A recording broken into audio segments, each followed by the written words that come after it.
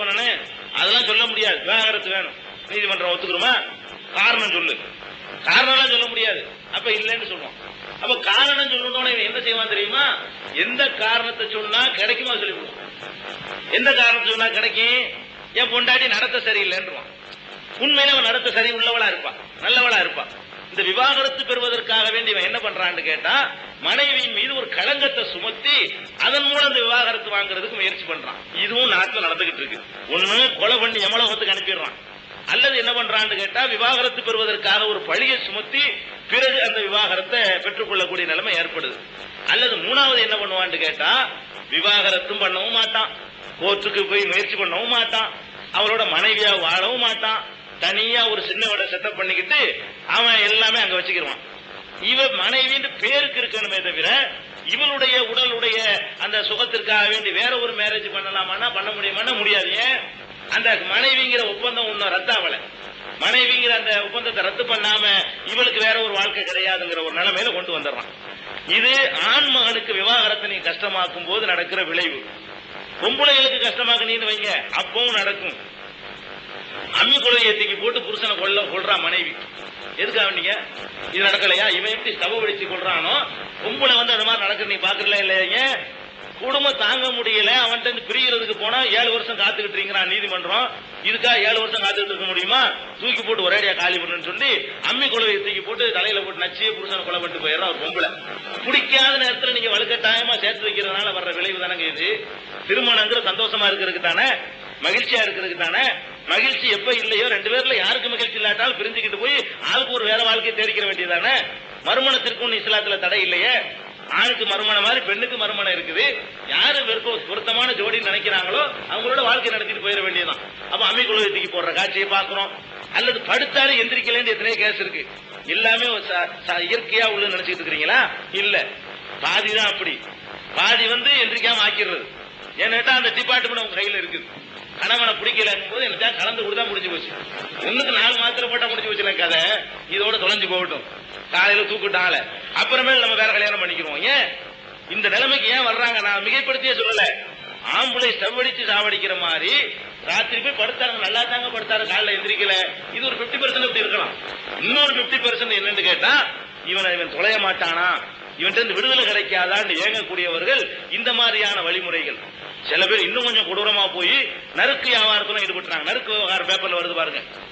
அவனுடைய உறுப்பை வெட்டி எரிஞ்சிடறாங்க. லேடிஸ், பெண்கள், மனைவிமார்கள் செய்யறாங்க. ஏன் அப்படி செய்யறாங்கன்னா, பிரிகிறது ஈஸியா இருந்தா செய்வாங்களா? 2 பேரும் ஒப்பந்தம் பண்ணீங்க சந்தோஷமா இருக்கிறதுக்கு, சந்தோஷமா இருக்க முடியல, முடியாட்டி போட்டு வழுக்கட்டாயமா சேர்ந்து என்ன எப்படி சேர்ந்து இருப்பாங்க?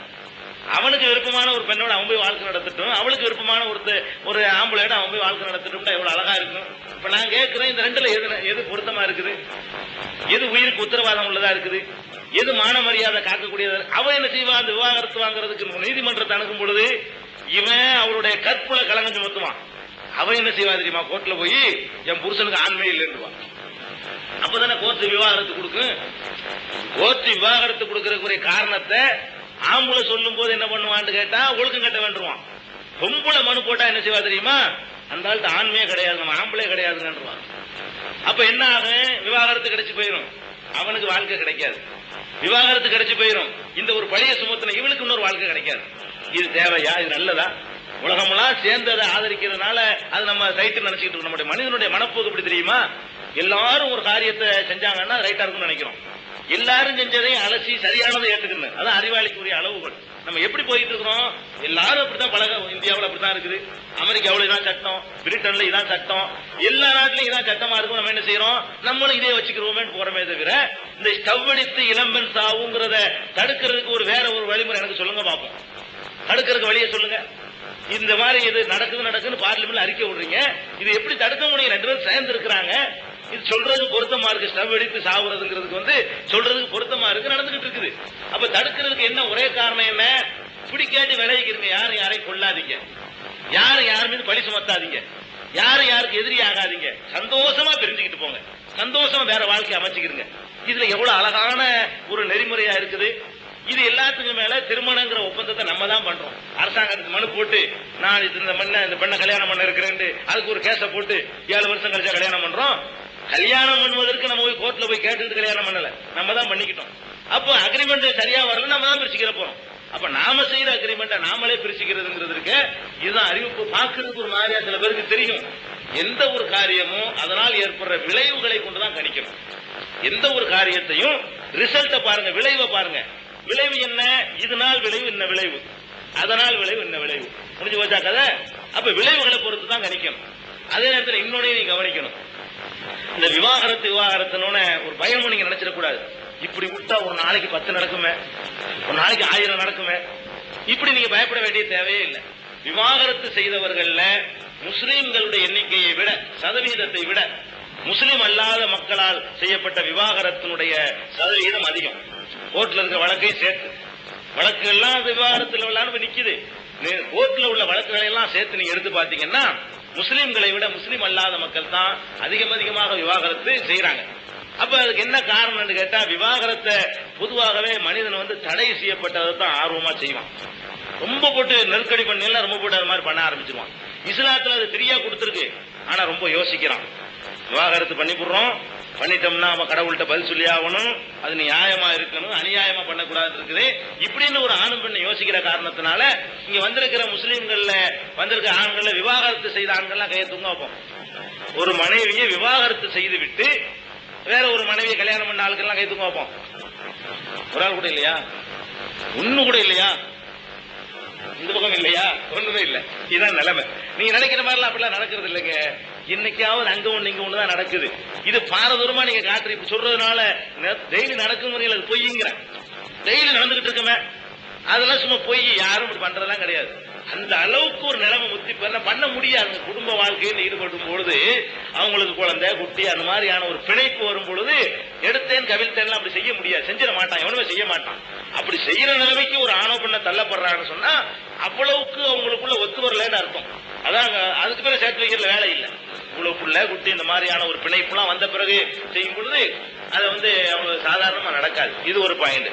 ரெண்டாவது, அந்த ஐயா கேட்ட கேள்வியில பெண்கள் பள்ளிவாசலுக்கு வர்றத தடுக்கிறாங்களேங்கிறாங்க. இஸ்லாம் தடுக்கவே இல்லை. பெண்கள் ஆண்களை போலவே பள்ளிவாசல்கள்ல 5 நேரமும் தொழுகை நடத்துவதை இஸ்லாம் தடுத்திருக்கான்னா இஸ்லாம் தடுக்கல. இஸ்லாம்னா நீங்க எதை விளங்கிறோம்னா நபிகள் நாயகம் தான் இஸ்லாம். நீங்க எங்கள்கிட்ட இவர் ஒரு மதகுரு, இவர் தடுத்தா அது இஸ்லாம் கிடையாது. இவர் தடுக்குவாரு, இவர் தடுக்க மாட்டேன் பாரு. இவங்களுக்கெல்லாம் இஸ்லாத்துல எந்த அதிகாரமும் கிடையாது. எனக்கு எந்த அதிகாரமும் கிடையாது. இஸ்லாம்ங்கிறது என்னன்னு கேட்டா, குர்ஆன்ல என்ன சொல்லப்பட்டிருக்கோ அதுக்கு பேர் இஸ்லாம். நபிகள் நாயகம் என்ன சொல்லி இருக்கிறாங்களோ அதுக்கு பேர் இஸ்லாம். நபிகள் நாயகம் என்ன சொன்னாங்கன்னா, லா தம்னவு இமா அல்லாஹி அனில் மசாஜித், பள்ளிக்கு வரக்கூடிய பெண்களை நீங்க தடுக்க கூடாது நபிகள் நாயகம் சொன்னது. அவங்களுடைய காலத்துல பள்ளிவாசலுக்கு ஆண்களும் பெண்களும் தொலை வந்தாங்க. பின் வரிசைகள்ல பெண்கள் இருப்பாங்க, முன் வரிசைகள்ல ஆண்கள் இருப்பாங்க. அப்ப ஆண்களும் பெண்களும் சேர்ந்துதான் பள்ளிவாசல்ல தொழுகை நடத்தினாங்க நபிகள் நாயகம் காலத்துல. அதை தடுக்க கூடாதுன்னு நபிகள் நாயகம் கடுமையான உத்தரவு போட்டிருக்கிறாங்க. இப்ப இதே மாதிரி தடுக்கப்படாமல் கேரளாவுல எத்தனை பகுதிகளில் பெண்கள் பள்ளியில தொழுகை நடத்துறாங்க. அரபு நாடுகள்ல நடக்குது. மலேசியாவில் நீங்க பார்க்கலாம். இன்றைக்கு பெண்களும் என்ன செய்வாங்க, தொழுகை நேரம் ஆனவன பள்ளிவாசல்ல பெண்களும் போய் தொழுவாங்க. நம்ம தமிழ்நாட்டில் அந்த என்ன ஒரு காரணத்துக்காக வேண்டியோ இட நெருக்கடிங்கிறதுனாலயோ பள்ளிவாசல் கட்டுறதுங்கிறது பெரிய பட்ஜெட்டா உள்ளதா இருக்கு. இந்த மாதிரி இடத்துல ஒரு இடம் வாங்குறதா இருந்தா அதெல்லாம் சக்தி இல்லாத சின்ன சமுதாயம். நாங்க பொருளாதாரத்தில் நனைஞ்சிருக்கிற சமுதாயம். அரசாங்கத்தில இருந்தெல்லாம் எங்களுக்கு கிடைக்காது. புறம்போக்கெல்லாம் வளர்ச்சிலாம் நாங்கள் பள்ளிவாசல் கட்ட முடியாது, விட மாட்டாங்க எங்க சமுதாயத்தை பொறுத்த வரைக்கும். இந்த மாதிரியான ஒரு இட நெருக்கடியா இருக்கும் பொழுது அவங்களையும் கொண்டாந்து எங்க வைக்கிறதுங்கிற அளவுக்கு ஆம்பளைகளுக்கு இடம்பத்த ரோட்ல தொழுவாங்க. நீங்க பாத்திருப்பீங்க, வெள்ளிக்கிழமைகள்ல எல்லாம் பள்ளிவாசல்ல இடம் இல்லாம ரோட்ல எல்லாம் தொழுவதை பாக்குறீங்க. இது மாதிரி ஏதோ ஒரு காரணத்திற்காக வேண்டி பெண்களை வர வேணான்னு சொல்லி தடுத்திருப்பாங்கன்னு நினைக்கிறேன். மார்க்கத்தில் அது கிடையாது. அல்லது இந்த வெள்ளையர்கள் ஆட்சி செஞ்ச காலத்துல இது மாதிரி தடை செய்யப்பட்டுச்சு. அவங்க பீதியான ஒரு நேரம், போர் மேகம் சூழ்ந்திருக்கு. எப்ப பார்த்தா ரயில் தகர்க்கிறதும் வெடிகுண்டுகளை வீசுறதும் வெள்ளையனுக்கு இவங்களுக்கு மத்தியில போராட்டமும், இந்த மாதிரி ஒரு நெருக்கடியான நேரங்கள்ல பெண்கள் அந்த மாதிரியான இடத்துக்கு அவங்களுக்கு ஒரு பாதுகாப்பற்ற நிலைமை இருக்குங்கிறதுக்காக யாரோ சில பேர் தடுத்திருக்கலாம். அதை கண்டினியூவா அறியாமையினால தொடர்ந்துகிட்டு இருக்கிறாங்க. அறியாமையின் காரணமாக சில பேர் தொடர்ந்துகிட்டு இருக்கிறாங்க. இஸ்லாத்துல பெண்களை பள்ளிக்கு வர்றதை தடுக்கலாமான்னா தடுக்க கூடாது, அனுமதிக்கணும். தடுக்கிறதுக்கான உரிமை யாருக்கும் இல்லைன்னு இஸ்லாம் சொல்றதுனால அந்த குற்றச்சாட்டு பொய்யானது. இது தலாக்கை பொறுத்த வரைக்கும் மெய்யானது, ஆனால் சரியானது. பெண்கள் பள்ளிக்கு வர்றதுங்கிற குற்றச்சாட்டை பொறுத்த வரைக்கும் இது பொய்யானது. அடுத்த கேள்விகள். ரொம்ப திருப்திகரமான பதில சொன்னாரு, ரொம்ப சந்தோஷம். ஆனா பிற மதத்துல இல்லாத ஒரு இது இஸ்லாம் மதத்துல இருக்கு. என்னன்னா பெண்கள் முகத்தை கருப்புகளால மூடிட்டே இருக்கணும்னு சொல்றாங்க. அந்த அரேபியத்துல கூட ஏதோ ஈராக்கள் அப்ஜெக்ட் பண்ணிதான் கேள்விப்பட்டேன். அது குரான்ல அது போல ஏதாவது விளக்கங்கள் இருக்கா? எல்லாம் பெண்கள் சம்பந்தப்பட்ட, ஏன்னா பெண்கள் ஜாஸ்தியா வரல, 2 சகோதரிகள் தான் வந்த மாதிரி தெரியுது. அதனால பெண்கள் சம்பந்தப்பட்ட கேள்வி ஆண்களை கேட்டுட்டு இருக்கிறாங்க. சரி, அதாவது நீங்க சொல்ல மாதிரி கருப்பு துணியை எடுத்து முகத்தை மூடிக்கொள்ளணுங்கிறது குரான்ல இல்ல, நபிகள் நாயகமும் சொல்லல. ஆனா ஒண்ணு இருக்குது. என்ன இருக்குன்னா, உடல் அமைப்புல ஆண்களும் பெண்களும் சமமானவர்கள் இல்லை. உடல் அமைப்புல ஆண்கள் எந்தெந்த அளவுக்கு உடலை மறைத்துக் கொள்ள வேண்டுமோ மறைத்துக் கொள்ளலாமோ அதே அளவுக்கு பெண்கள் மறைத்துக் கொள்வது போதுமானது இல்லை அப்படிங்கிறது இஸ்லாத்தினுடைய தெளிவான ஒரு கருத்து. இஸ்லாத்துக்கு தான் இந்த கருத்து நீங்க நினைக்க வேணாம், எல்லாருக்குமே அந்த கருத்து தான்.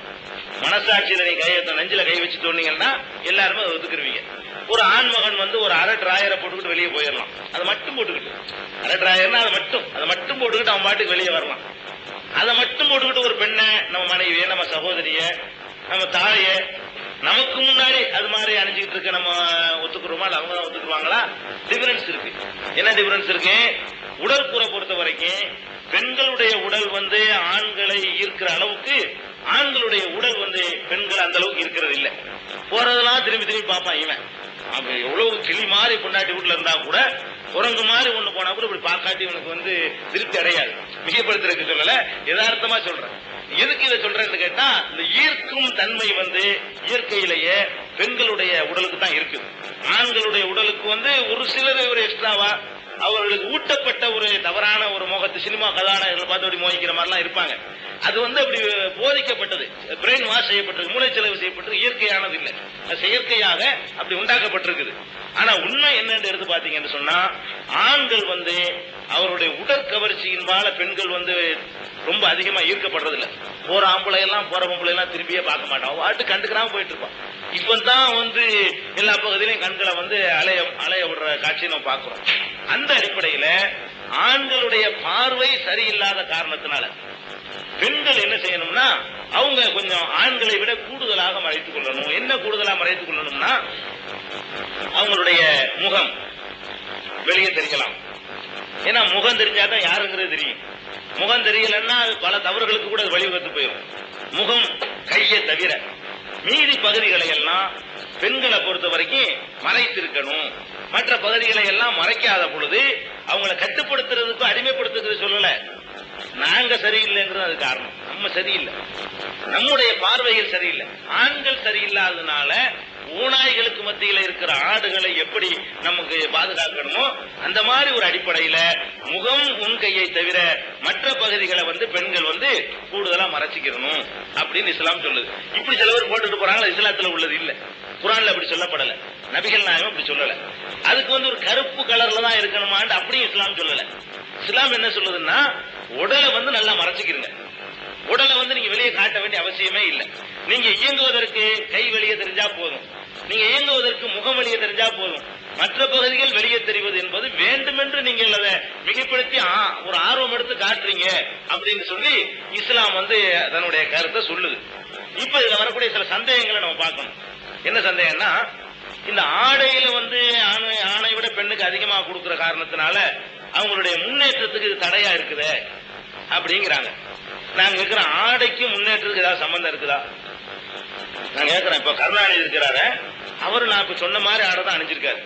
பெண்கள் எந்த அளவுக்கு அணியணுங்கிறோமோ அவர் வயிறு அவருக்கு தெரியல. வயிறு தெரிஞ்சதுனாலதான் அவர் முதலமைச்சராக இருக்கிறாரா? இல்ல. தேவகவுடாவுக்கு இந்த தொப்புள் பகுதியெல்லாம் தெரியுதா? அல்லது இப்ப குஜராலுக்கு தெரியுதா?